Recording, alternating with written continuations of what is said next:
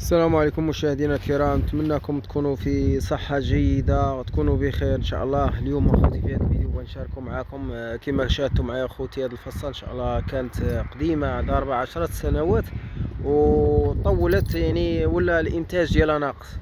اذا كما شاهدتوا معايا اخوتي، كنتوا شاهدتوا معايا بان كنت درت فيها الغرس اللي هو الرمان، ودرت فيها الزيتون، ودرت هذا الى اخره كما كنتوا شاهدتوا معايا في بعض الفيديوهات.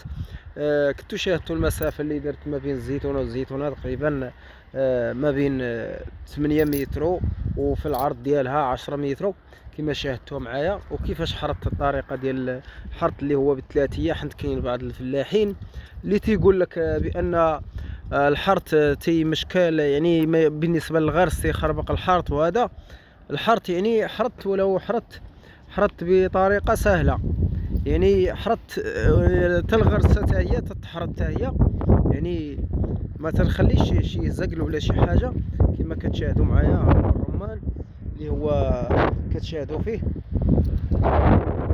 ولو كاين الرمان ولو كان الزيتون حرط المسافه، ويعني ما بقى حتى شي اثارات ديال الزقل، وبقى في نفس الوقت بقى الغرس هو نفس السيري، وحرط هاد المسافه اللي ما بين الغرسه والغرسه كما كتشاهدوا معايا. كما كتشاهدوا خوتي معايا بان الحرط كيفاش درتو ما بين الغرس والغرس، يعني بحال الطريقه كيفاش حرط، يعني ولو كاين الغرس حرط بثلاثيه ما بقاش اثارات الفصه. اذا غنخداو 10 ايام تقريبا وعلى اساس تكرم، وغادي نعاودها بالكوفير كما غتشاهدوا معايا في واحد الفيديو ان شاء الله.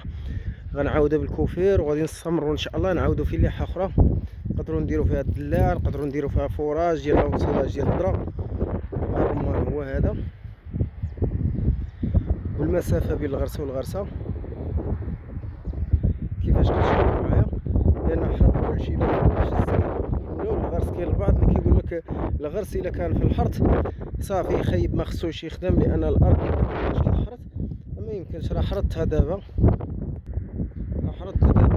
ولو كاين الغرس. ها الغرس هو الرمان كما كتشاهدوا كيفاش حرط المسافه كما كتشاهدوا، يعني الغرس كيبقى في نفس البلاصه.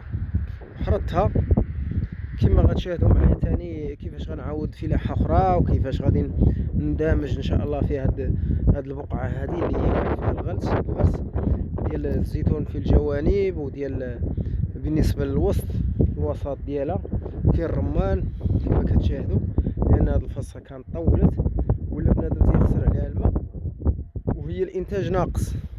بنادم تيخسر عليها الماء وهو الانتاج ناقص. علاش غنضيعها؟ نخليها ونحيدها، لان الا خليتها غتبقى